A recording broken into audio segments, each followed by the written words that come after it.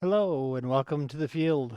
Uh, Today's Frontier Report is brought to you by me, Phil Roy, and my guest host, Big Hoss.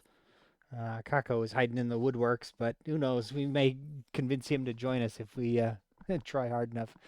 Anyway, today's topic, we're going to talk about some mega expansion ideas. I'm notorious for having been working on one for years, but I'm curious to hear what Big Hoss is working on, what he's cooking up, and what he's thinking about.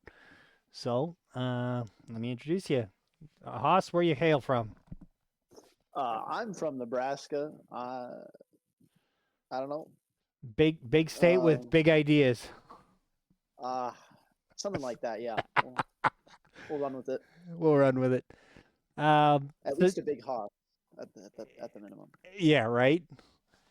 So anyway, my question here for you is, I know we talked very briefly. You'd heard that I was working on something, and you'd heard probably a couple of ideas thrown around. But you've also, Yeah. I've watched you dive into stuff on the hub over the last short while, and Hmm. really just seen your mind kind of expanding as you're looking at the different stuff. And you kind of had, it looks to me like kind of the same reaction I did. Wouldn't it be cool if all this stuff kind of worked together? Yeah. And that's something that I've been working on with my own project for a long time. But I want to hear about yours and how you're thinking about these things that you're pulling. What are the I'm curious to hear what the ideas are that you're pulling together and how you Hmm. think that they might work together and what you might have to do to stitch it all together. So, do you have any kind of a core idea that you can share with us? Core idea, I guess, comes down to making the game have more like directly interacting elements rather than a bunch of adjacent systems. If I wanted to pick like one thing, so the my launching point for the overhaul has been reworking commodities, Okay. and I've not going to go too deep into it unless if we want to really Oh, do that right away. But no, but yeah, no, we're just looking for the 50,000, foot yeah, viewpoint. It's 50,000 meter viewpoint. Yeah. yeah. So reworking commodities by forcing players to develop their production of commodities over time. So Hakan won't just be six commodities. They'll start a little smaller and then they can grow it further. And then other factions will start even smaller and they can also grow it further. So commodities will be something that will grow throughout the game. So at the beginning, trade won't be, or whatever my trade equivalent ends up being, won't be terribly amazing. But by the end of the game, it'll be a complete. It could end up being a complete powerhouse if the table lets it happen. Sure. Have Uh, ha- you had any chance to dig into some of the economic reworks we've had floating around? Not too much, no. Okay. Well, I can make some suggestions for you. um, I mean, common things that we see bounced around are there's been a couple of projects over the years with commodities based on planet type, so different kinds of planets produce different kinds of commodities. Mhm. We've also heard folks looking at doing things with um, the exploration deck related with specialized fragments where you could kind of force your pick on the relic deck based on what kind of fragments you had. Um, I had a an expansion that's fairly simple and straightforward, where each faction is producing their own commodity type, and so you basically have colored trade goods. Yeah, I Uh, heard about that one. that one's pretty easy to do. It's just, I let me teach you the commodity in just like 3 or 4 sentences. Commodities have a color. If it's your color, it's a commodity. If it's not your color, it's a trade good. Yeah, I that's a wonderfully simple way to make commodities more interesting and a lot harder to just have a buddy you pal around with and just wash each other every time, especially if you have Yeah, different commodity amounts. in Um, practice, it basically ends up forcing everything that was just a two-way into being a three-way discussion, to where it's like, hey, well, let's work out this three-way trade where I give my trade goods to him so that he can give them to you. You know, mhm. but it does involve more people at the table in the transactions. Blessing and a curse. Why is it a Yeah, blessing? More people are involved, more fun for everybody. Curse, more people are involved in everything that happens. So, Yeah. unless it just, depending on the players at the table, it could go either way. And I've Yep. actually play tested that and used it several times fairly successfully. Um, in fact, I've got an expansion on that where I created a central imperial market.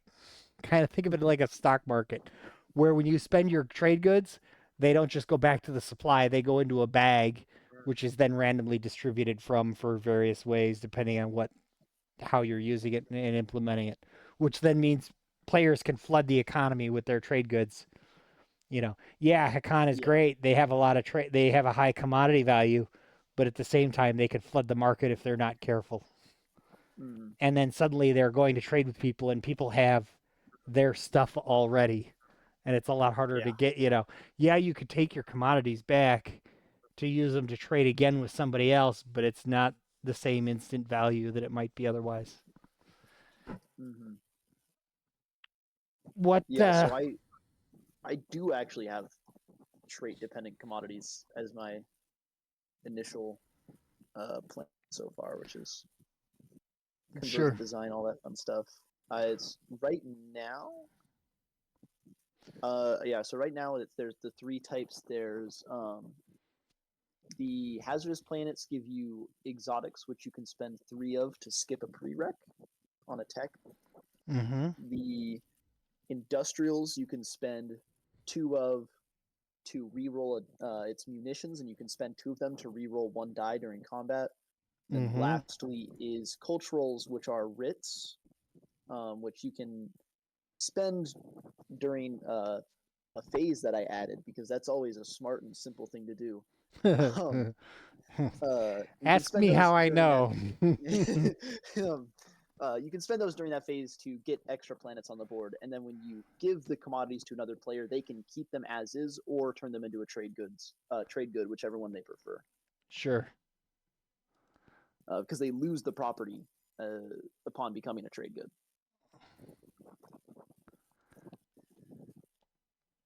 But Um, yeah, yes, that's nifty. So your mm-hmm. your central thought there is to base it around a commodity rework. Yes, I. That's where things have started. Um, with the commodity rework comes also structures a little bit. Mm-hmm. Um, so with the commodity rework, I have added a currently it's the trade network where you won't be able to. So you have to put factories on planets to then produce commodities, Mm-hmm. but you can't use factories unless if that system is in your trade network. So it requires players to slowly build out their trade network over time. So it'll kind of prevent them from, let's say, their system next to Mechatol Rex is like a Cohen Julier, and they want to go, they How want to put everything on that. It'll be a little bit more annoying. how many rounds do you think it'll take to, or do you have as a target constraint for being able to get a decent network up and running? It won't be very hard. Okay. It's more along the lines of it being you're able to disrupt another player's network pretty easily, Mm-hmm. rather than it being particularly hard to set up. Um, so I have with my extra phase is the currently named the operations phase, and during the operations phase, unlike the action phase where it's you can do as much as you have stuff to do, where it's Mm-hmm. you're spending your tactics tokens, you're playing your action cards and stuff. The operations phase is you can do three operations at no cost to you, but you can only do three. That's the limiting factor. It's not other resources you're trying to manage, but rather you can only do three in it. So it's just opportunity cost is all it is. Sure. That might get adjusted around, but one of the nice things I've done is with my strategy cards, which are Mm-hmm. the policy cards that I renamed for no good reason. They all have their usual kind of primary, secondary that's used during the action phase, and then you don't ready them when you move to the operations phase, and instead on the back they have a passive ability that will help you out during the operations phase. I find this concept fascinating because convergent design, um, we could talk about some of the various iterations that I've taken strategy cards through with nobility. I Yeah. had I've had strategy cards with primary, secondary, tertiary phases, and the tertiaries are kind of like your operations phase, where it's an extra effect. Um, Mhm. and I've had literally A B versions of cards. So strategy cards will be flipping into between an A version and a B version when somebody plays it. So you won't have a constant set, but as things get picked or not picked, they will be flipped one way or the other. The brain load was way too high for that. Oh, So yeah. that one Yeah. got abandoned pretty quick. My current version, I think, has well, I don't want to get into too much, but my current version is a little closer to you. It's not so much that I'm doing it in operations phase; it's Mhm. that primary and secondary will go, but then there, during the tertiary phase, a specific player will get to do something extra, depending on which the card is and some other factors. Yeah. Um, So, mhm. so that's where So I'm I at on there. So there's always a certain player at the table who has a vested interest in each strategy card when it's played, because I wanted to create yeah. some interplayer dynamics there Mhm. intentionally. Um, so you're looking at just the trade network as an additional facility? So Trade Network it works on, I guess it's additional function of the game. There's an extra structure that I'm introducing with it, which is totally definitely not monuments, guys. it's No. it's it's called the installation, and its only ability is the Trade Nexus ability, which declares its system as a part of your trade network. Which Sure. usually you would have to move cargo ships around to put things into your trade network. But the installation Totally not this monuments. yeah, but then Uh, there's an additional faction dependent ability on the installation. Guys, it's not monuments. there. um, Well, I'm it's. right here, guys. I'm literally right here. Hey, we poked Coco out of the woods. um, no, actually, my other comment here is just yeah, convergent design and stuff. There's also and I can help you to find it on the Discord if you want. But there was another expansion that was put out a while back, and I felt like it needed a little more love. But there was another mhm. one called Outposts, which Oh yeah, was a very similar I idea. haven't seen that, but I'll probably find it eventually. That is where this model comes from, the other trade Yeah, station model. I'm It's looking on at it right Fulvio, now. is not online at the moment. Yeah, on Fulvio. Um, and I helped with the model design a little bit, giving him some ideas and tips about hey balancing it out because he was struggling with it a little bit, but it turned out pretty sweet at the end. Um, Yeah, speaking so of which, while oh yeah. no, just but yeah, Outpost is another one of those things that I'm looking at data mining. I don't know that he got enough play testing in on all the different Hmm. outposts. Some of them are more theoretical than practically tested, but Just like that's monuments. another. Yeah, well, um, so anyway, that's what's going on there. And then I know for me, I have a, and actually, I'm right now. I'm using the monument for it. Let me pull this back up here. I've trade stations or what I'm doing um, because I've got, and this is kind of out of date, um, but it's what I have as a sample right now. The trade stations are market nexuses, and these are because with I'm doing the colored trade goods thing. The trade nexuses are my trade stations are where trade goods come back from the bag from the market, but then they get placed out on the board and have to get picked up and hauled home. So I'm going for a physical implementation of trade goods on the game board, so that you have to balance. You could trade stuff back and forth, but it's on a delay. You don't actually get it when you're doing a transaction until the status phase, unless you have built up specific conditions. I don't want to get into the details Kinda too like much. That's like the Mentec pause from Dune.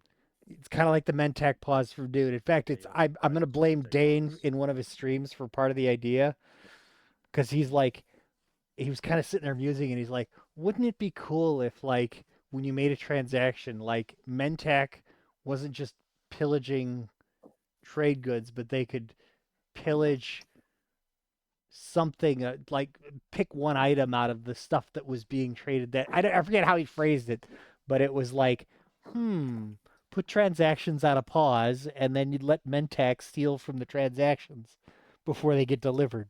That's kind of a neat idea, Hmm. but we'll see where that idea goes down the road. But yeah, you could have trade goods out on the map then, and then you can pick them up and you can haul them around with freighters and stuff. So I'm adding very much a civilians strategy layer on top of the Mhm. tactical layer with the stuff flying around. But now you're gonna have civilian ships flying around too. I know if you thought anything about civilians, or are you trying to keep it a little bit more focused just on the other units that you have, other than just the facility or the Nexus trade Nexus? What were you calling it? Well, if I'm overhauling the game, then I might as well overhaul the game. So I do have civilians. Down this road lies madness, my friend. Right now, I've kept my civilians very limited. I Okay. only have two specific civilian units. Other than I guess the factories. The factories are weird, but of the civilian units, there's two. I have citizens and I have freighters, and Right. that's it. I'll probably add a little bit here and there just to kind of interact with it all, but the freighters have a move and a capacity value. Right. So they're essentially baby carriers, Right. which can just help you with internal mobility a little bit. Mm-hmm. But they don't have a combat value, so Interesting. you can't really. I mean, unless if you want to add an extra whole two fighters to something, I Well, guess you can. But I don't know how don't. useful that'll be with. Well, speaking of somebody who's played them with the math, um, the usefulness of fighters is not the damage that they do, but it's the hit The points that health. they soak. Yeah, So I know I don't for know. I me, might limit freighters to ground forces only. That'll probably be what happens. I worked around it by not giving them a capacity. They have a cargo Mm, stat, and cargo works distinctly different from capacity. Cargo does not work to move units. yeah. Well, I Uh, wanted the freighters specifically to be able to move units because the citizens, the ground units I have for yeah, the civilian unit type. Um, so they have capacity too, and so when you get a factory onto a planet, it doesn't help you get commodities until you have to get it in your trade network. But then also you have to get a bunch of citizens on that planet too, equal to colonizing. the Yeah, equal to the total resource and influence value of the planet. So it becomes a measure of almost bad slice protection, where if you have like a Wellen, which is like what 1012, something like that off the top of my head, I forget. It's a lot easier to get that producing commodities for you than it would be to try to get like a Starpoint or a Cohen Jolier or a Semlor. right. So the worse your planets, the easier it is to get commodities. But it's not going to be like a lot easier, but something's definitely better than nothing. And then of Haas, course, have you moved? go ahead. Haas, have you moved away from the building design we talked about, like with structures, or are you still? Is that still how you Uh, want to implement that? I'm currently struggling between making factories an attachment to the planet for ease of how I want them to function, Yeah, because we talked which about the scoring is implications. I mean, not even that. The base thing comes down to is I want factories you to be able to, if somebody puts down like two factories on a planet, I want you to be able to come in and steal that planet and steal the factories on the planet. It's not going to kill the factories. The factories stay. Yeah, as attachments. So yeah, making them attachments is the easiest way to do that, where they just attach to planets, but obviously don't count for scoring because, ugh, that'd be a And mess. and just in case side note, welcome Shemetic to the stream. We managed to scare somebody else out of the woodwork. Yeah. I was Um, here earlier. I was here first. Remember? Yeah. Before we even got I started. was here first. Um, Um, yeah, so they would be attachments. That way, when you take the planet, the factories stay on it. sure. This means they don't count as structures, though. So it's, but if they do count as structures, then it's easy. A lot of structures on the field, so it's a mess of whether or not I want factories to count as structures or not. Because I want Or- them to count as structures because of scoring, and I don't want them to count as structures because of scoring.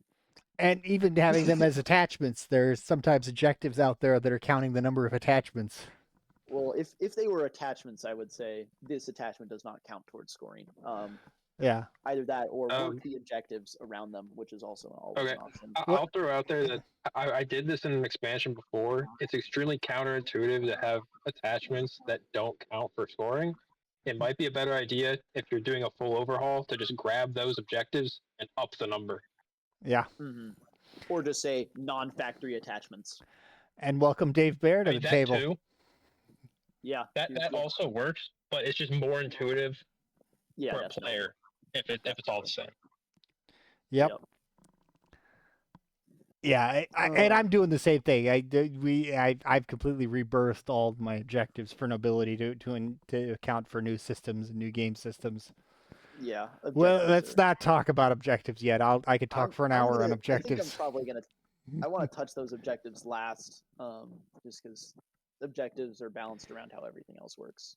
Yeah, and really that is kind of the secret is that you can make the objectives fit how it works, not make it work within the objectives. Hmm. Yeah, when you I'll tell yourself quickly you can- I'll quickly add my last thing. I also tried attachments for facilities and abandoned the idea for pretty much all the reasons that you listed. Yeah. yeah, it's attachments. Attachments get messy when players can put them on willy nilly. Yeah. So you have to staff the planets to get them to produce commodities.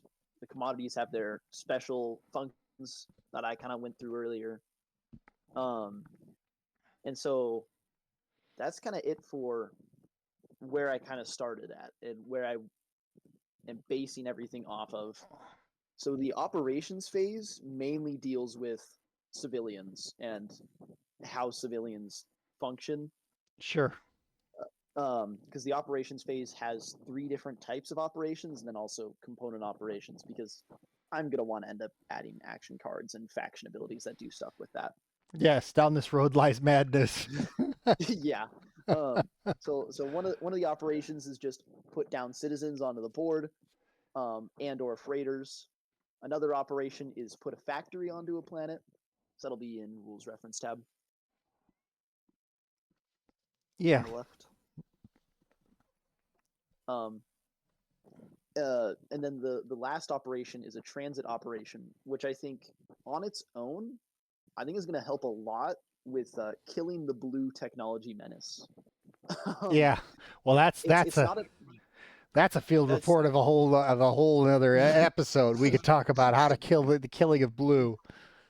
but the transit operation is I kind of wanted to get with the old transfer operation from the earlier editions and giving you more mobility of internal affairs that you can't use to attack people. Right.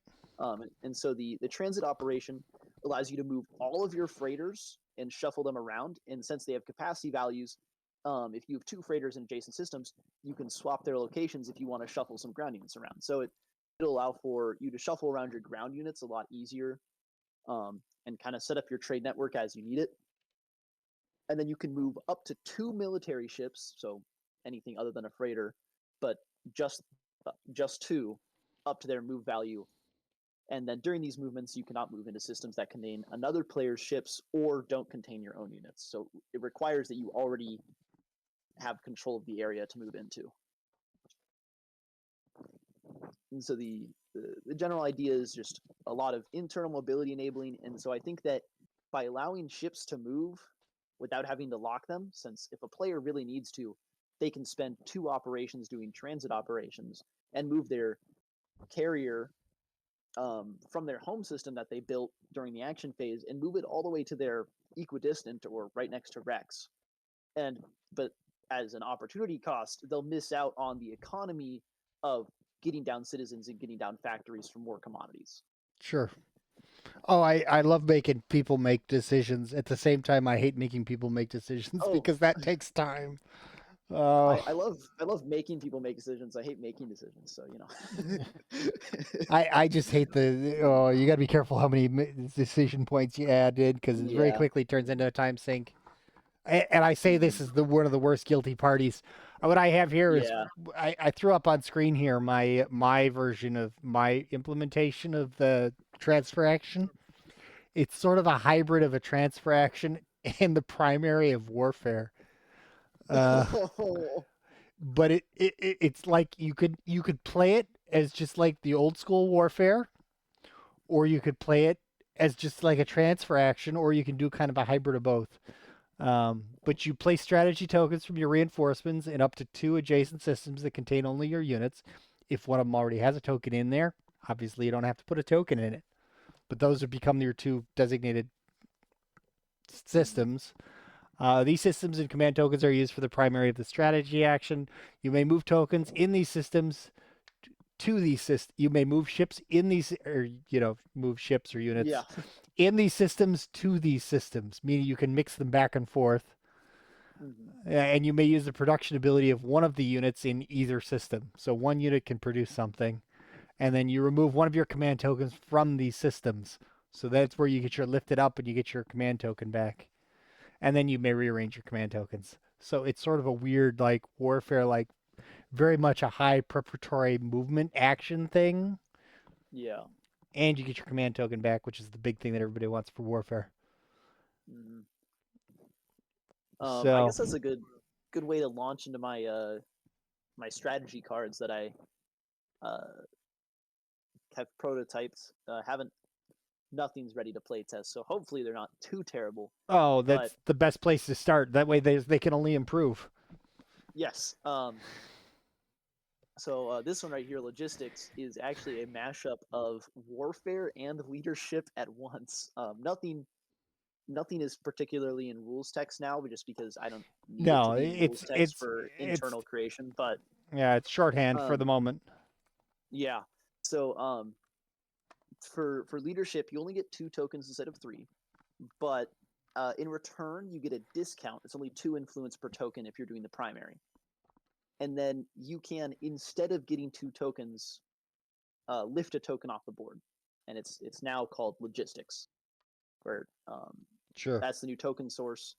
And then its passive for the operations phase isn't really that amazing. It's some of your ships can move a little further when you're doing a maneuver operation. Just Interesting. Hopefully that way you don't have to spend 2 maneuver operations if you're trying to sprint a ship from one side of your territory to the other. But yeah, then we have expeditionary is probably the most subject to change. That one allows you to explore and draw some action cards.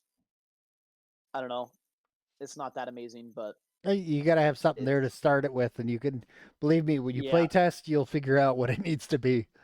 Yeah. Or what it needs not to be.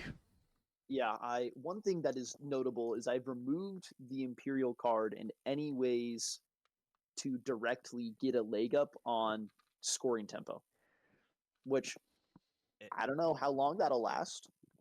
Very Sure. possible that gets changed eventually, but you can still draw secret objectives. Secret objectives are still a thing, but none of this strategy cards will help you like score an Imperial point off Rex or whatnot. I've implemented some other things elsewhere so that Rex is still important, because if Rex isn't important, then you're not playing Twilight Imperium. Right. So you're looking. I know that will change scoring tempo and the ability of players to play catch up. Yes. So that's something. How are you addressing that? Right now there is a band-aid. Right now there's a band-aid fix of whoever's in last place, or all of the players who are tied in last place, can score an additional objective each strategy phase. All right, simple. Is it an initiative order? Could I if he scores first and then I'm behind, I score twice, like if we're tied. I Haven't thought that far That's a ahead. good that's why I said Band-Aid fix. Um, but yeah, it's especially a Band-Aid fix because the very first round everyone's tied at 0, right? Yeah. So, first round, if you're a lucky duck, you can score 2 and then just kind of sit in the lead for the rest of the game, assuming no one uses catch up in round 2. But yeah, so there's connections is the new card to get you secret objectives, and then is also has the speaker token shift rather than politics, and then allows you to draw agenda cards because it's not an overhaul if you don't rework the agenda phase. Oh, Um, I'm just sitting here scratching my head because I've been through like 4 to 5 different agenda reworks at this point, and my latest one is going to be interesting when I finally get it finished. Yeah, and then I was kind of conflicted here because I knew I wanted this card to be later in the order just because I liked where things were earlier in initiative order.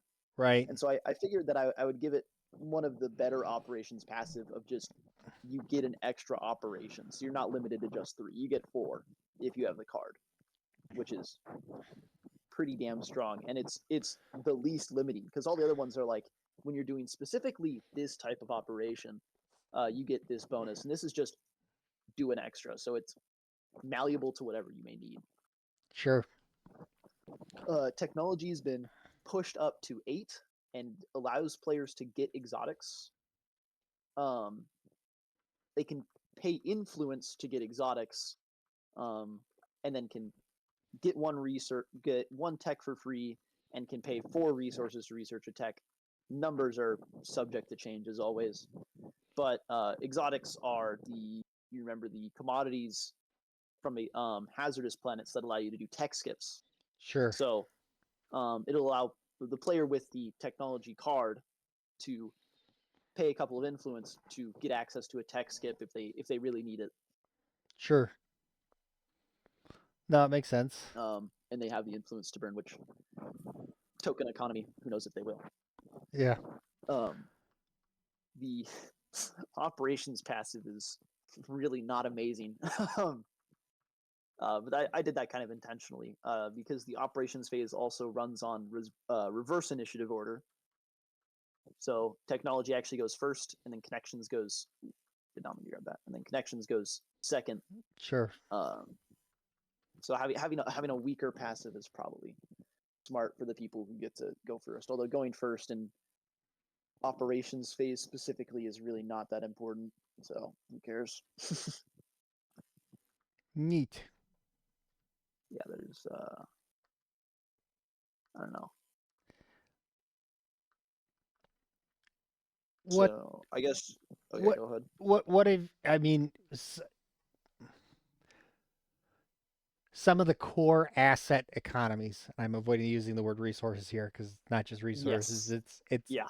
core asset economies. Mm-hmm.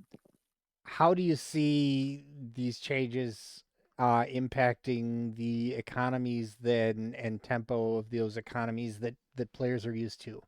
Like you said, you've made gaining tokens off of what was it, logistics instead of Yes. leadership. Yeah. How do you see that change? Because I could sit here, I could do the math with your change. What's the break even point for the number of command tokens that a player gets, and then they would be able to get more. Yeah. Obviously, if you- Initially less, but Mhm. more in the long run. Yeah. So obviously, if you're doing the secondary, still the same. If you're doing primary, I think it's break even at 6 influence, if I remember correctly. Because that's 5 tokens on both leadership and logistics, and Sure. then it would you would need 9 to get one more token versus just 8, which is when the numbers get that big, it's a little questionable. But Sure. I kind of did it that way to avoid having 3 different bullet points on a card that really doesn't need 3 different bullet points. Oh no, that's totally a good thing. Brain overload is a serious thing. Yeah. Um, what were you? How were you seeing it working out as far as the I know you've said that you're creating now different planets are producing different specialized trade goods. Yeah. How do you see it working as far as the economy scaling over time with the trade goods? What's your target? I people if it's kept as is, people are probably gonna get kind of rich by the end of it.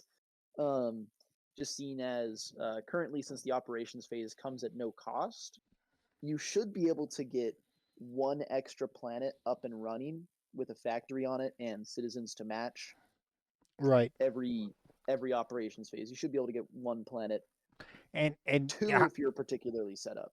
I think of the trade card, which quite fairly booted to the That curb. is fabrication currently, so number Yeah. 6. So people can produce commodities, Yes. or and if they trade those around, they just become normal trade goods.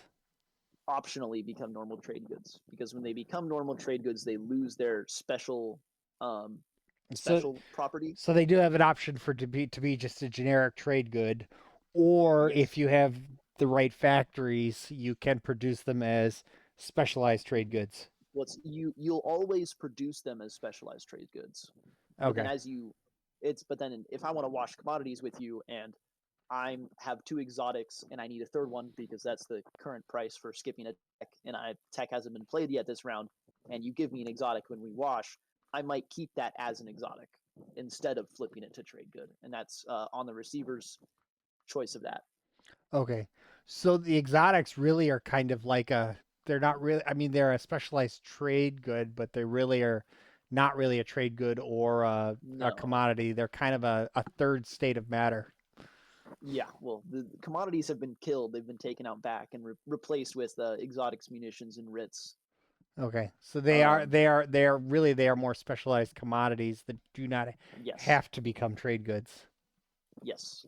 Just because if a player really needs um, the specific version of a commodity and another player has it on hand, I don't see a reason why they couldn't keep it as is. I feel like it'd be weird to restrict that. Sure. Um, I'm just maybe there could understanding be how a the degree of, pieces oh, plug I need to together. draft the right slice. Mhm. Yeah.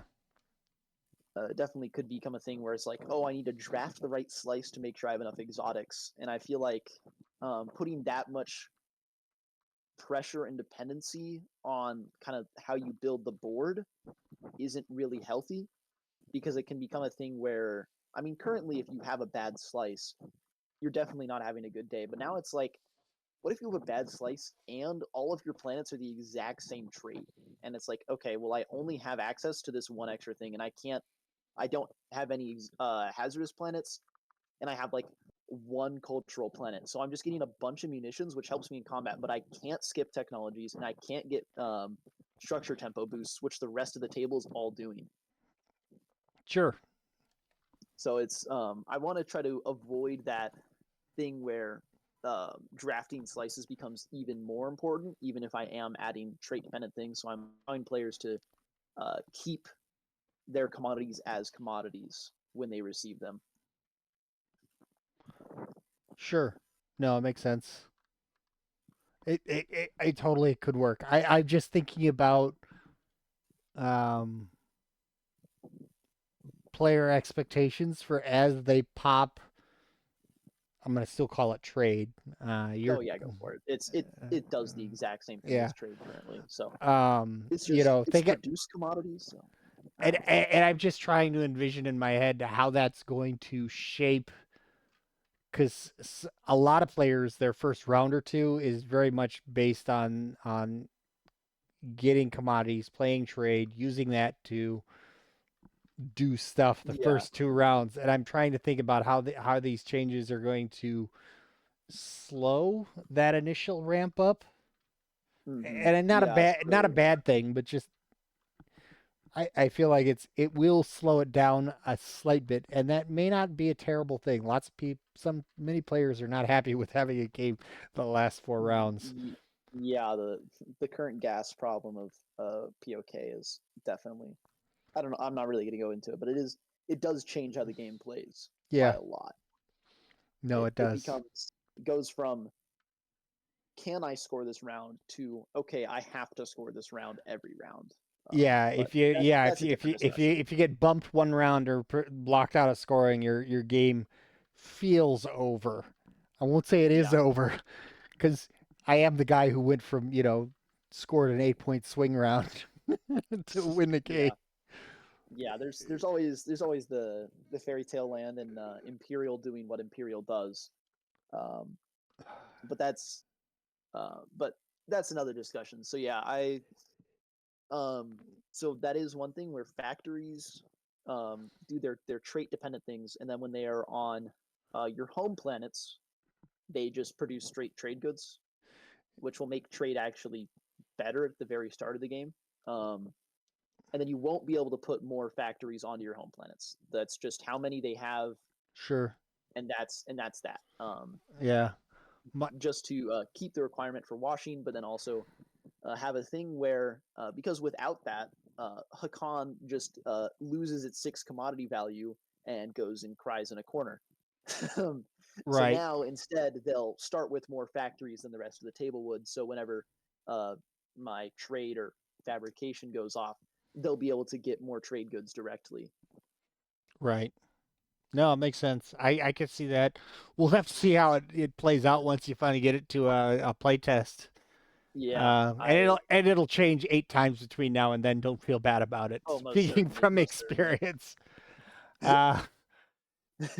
The one of the things that we talked about that I talked about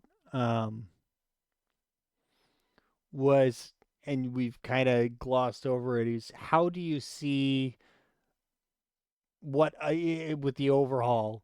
Have you put any thought yet into in the back of your brain, like how you want to modify your technologies to work off of these mechanisms instead of core mechanisms? Are there any Yeah, that was texts that you already have picked out in the back of your brain that you know are going to need rework? if you jump into the working doc, you'll notice my very last and therefore most current tab is it's labeled technology. That would be the one document you don't have yet open. Ah, That's the brain puke document. yeah, we can go find that. Give me a sec. Yep.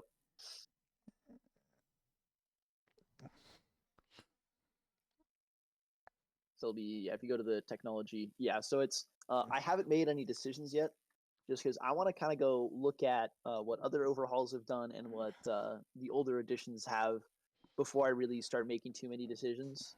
Yeah. Just because I hate blue tech primacy in current Twilight Imperium. I want to make that much more flexible. I hate how one of the tech trees whose name is green sucks really bad unless if you're like Nazroka. Or Absol or, Tech. Yeah. yeah. Well, yeah. So like, yeah, go look at Absol, see what she's put up for different tech reworks. Go look at other reworks. Miltimod. Yeah, Miltimod. There I know Andy has was a bunch of garbage that I might look at. there's another one actually that's worth poking at. And you'll have to go into the archives for it on the Discord. Let me see if I can find it still. I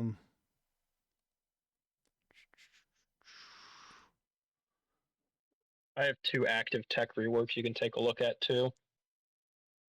It's like No. big box of cigarettes. Everyone's got one to offer. Yeah. Yeah, Tactic has one coming in Blue Reverie as well. Everyone loves new tech or fixing shit tech. Yeah. I'm Yeah. trying to remember. Or It's like Daxid 1/3 of Reanimators all will not be posts on missed. that Reddit. Max Yeah, Patch. That's what it is. Yeah, it's down in the archives. If you get down into the Max Patch stuff. Oh yeah, Max Patch Mega Project. Yeah, Max Patch. That Tech rebalance. yeah, he was digging into a lot of stuff there. I stole ideas from there too. My own retech, and I'll just try and keep it down to 30 words or less because we don't. This isn't a nobility show. But I actually added an entire color to specifically address integrating. I'm remapping other technologies to work with the new mechanics. But I added a new color to specifically address and work with my new mechanics. And then I took the tech tree and I stretched it from 4 layers to 5, and then I rearranged the relative strength levels of the text across 5 levels instead of 4, and then I could create new text to plug in the holes so that I Yeah. could try and get better rank parity, equality of usefulness and utility across a layer. Mhm. Um, Yeah, so the current ideas, I haven't made any decisions on like specific text, but I do have some kind of broad strokes.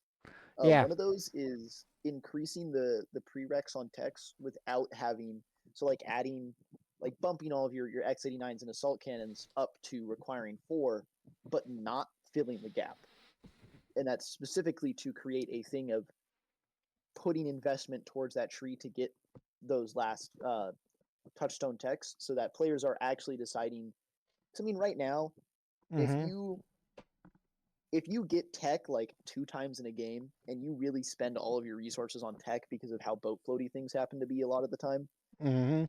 you can get like 2 different capstone techs and still have a little extra to play with. Like you can get integrated economy and light wave drive in the same game, and it's like, I mean, it's nice to have. I love having all that power, but those are supposed to be capstone techs. It's like Yeah.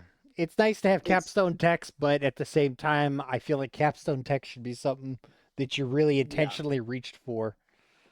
Yeah, so I want to create the thing where players are kind of picking between spreading their technology or gunning down one tree. And of course, Jolnar, the devil of tech, Yeah. that makes any and all tech reworks quiver in fear. Yeah. just like how, The just like how Nas And makes Necro.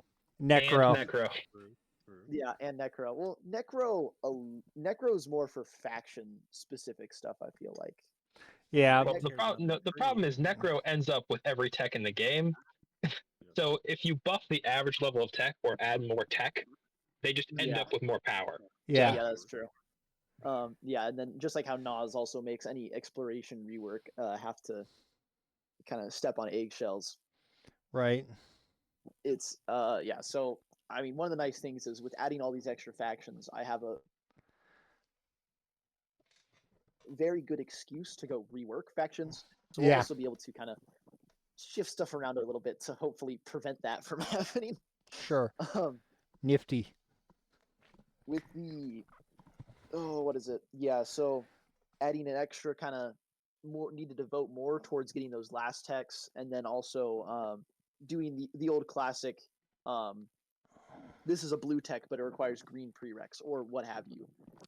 With Uh, cross tree I've seen some that did some interaction. cross tree interaction stuff. Some multicolor tech or Yeah, tech with I'll at you in one multicolors, of those two. where a tech will require something from 2 different colors or something. Yeah, I think I'll Yeah. probably be seeing a bit of that in my rework, just because I mean, like, stuff like that's cool. I mean, you can't tell me you've looked at tech and be like, what if there was combinations? Like, I and it also I make it a will lot. say, go ahead. No, you go for it. I was gonna say I've play tested a bunch of tech that have the crossing prereqs, and players seem to really hate it. I love it, but all the players I've had play tests with have universally said, "I don't like this. Just make them linear straight lines." And it's very frustrating as someone who likes the complicated stuff. But yeah. I will put that note out there. What- I guess one thing I'll bring in is I guess Andony's thing. I don't know. When I first got on the homebrew hub, I ended up kind of sitting in Andony's lab a lot of the time and looking over his shoulder.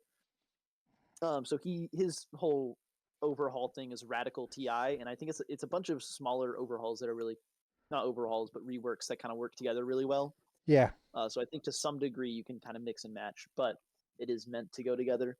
He does have a tech package, and those don't have mixed prereqs, so everything is still just will require from one tree, but there is a bleed where all of his 2 prereq techs, none of them stay within its own tree. So each tree has 3 different technologies that require 2 prereqs from that tree, and then they are a tech of a different color.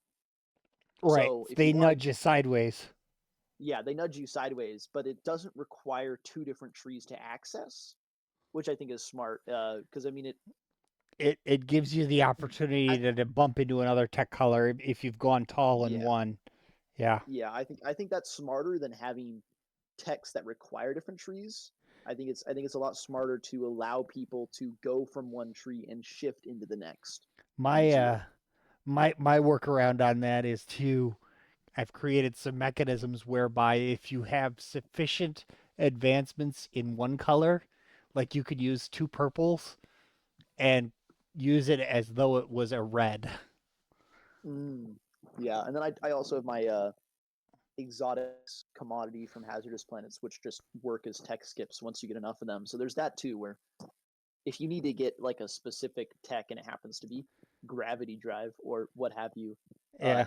and you have the exotics on hand, you can fork it over instead of losing out on tech tempo trying to having to grab anti-mass because all the frontier tokens near you have already been eaten by your friendly neighborhood Empyrean.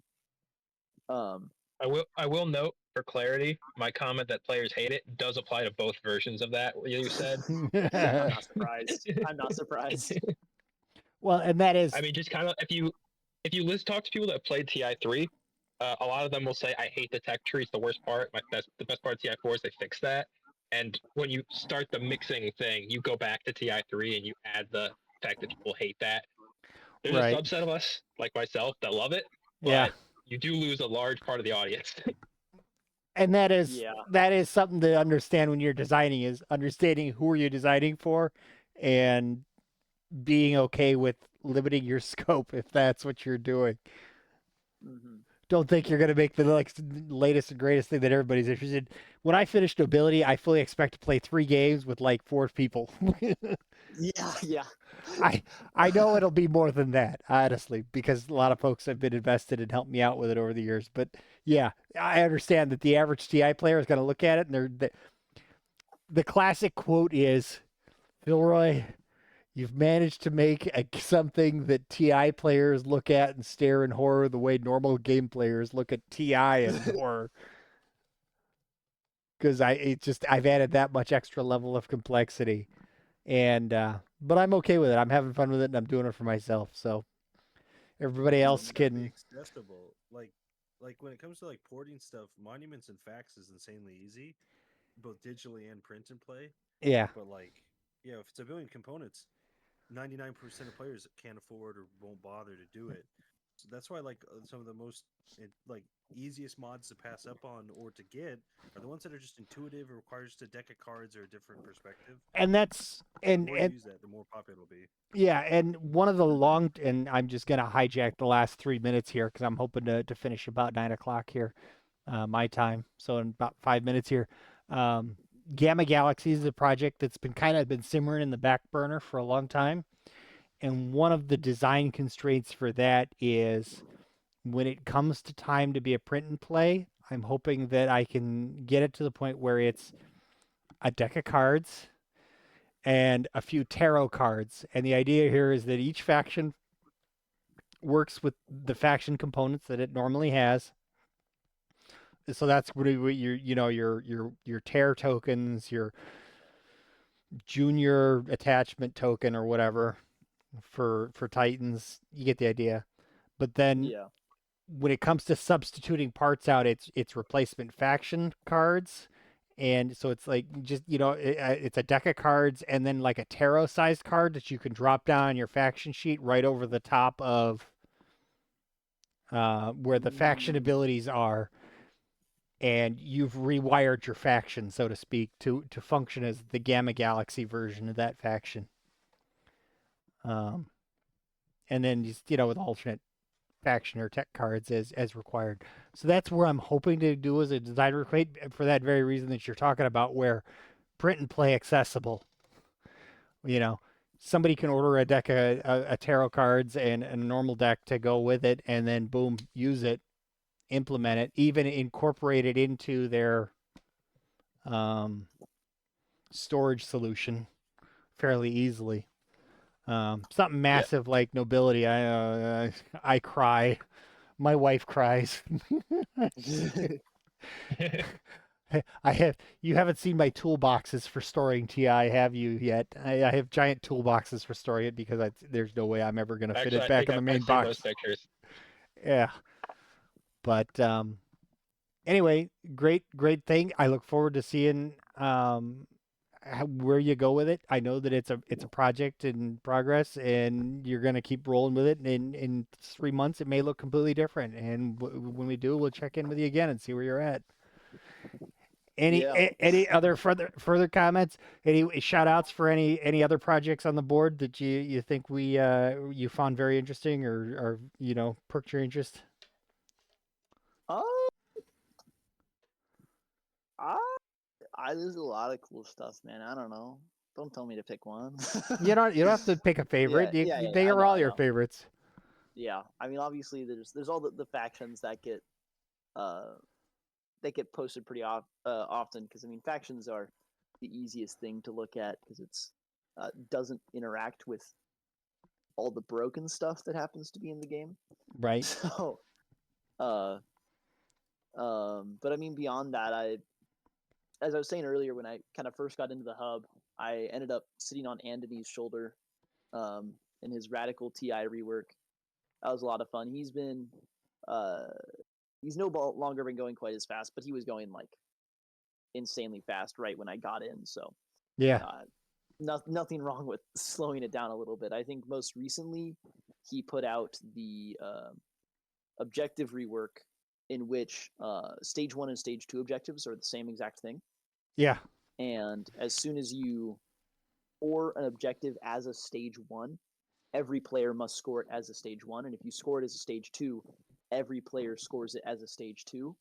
Yeah. So initiative order becomes even more important because if somebody else is set up to score this stage 2, but you're before them, you can block them and force them to score the objective stage 1, which is really cool. It's a neat idea. Yeah. And he also has, I think he calls them Imperial objectives, which are like secret objectives. But then once you score the secret objective, you put it down, and there's a second objective you can try to push for, which is now public, that the other players know you're going for 2 points, which then builds off of what you just did, which is really cool. So yes, you scored 1 VP, but you've created an opportunity for somebody else to score 2.